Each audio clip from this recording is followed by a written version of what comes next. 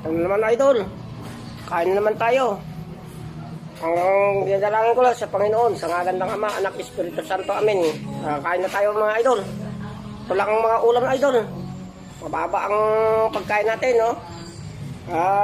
Magtsaga-tsaga lang tayo sa buhay ng mundo. Ito lang ang mga makakain, ha? Yan lang talaga ang ulam natin mga idol. Mababa yung mga pagkain natin dito.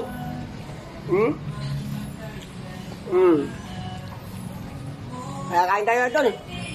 O ano mangyari sa buhay natin, manalangin lang tayo sa Panginoon. Basta magtiwala tayo sa Panginoon mga kapatid. Amen. Ito yung mga detalye ng mga kinainan. Yan. Ito. Para makita mo kami. Ayan na idol. Pagkain namin.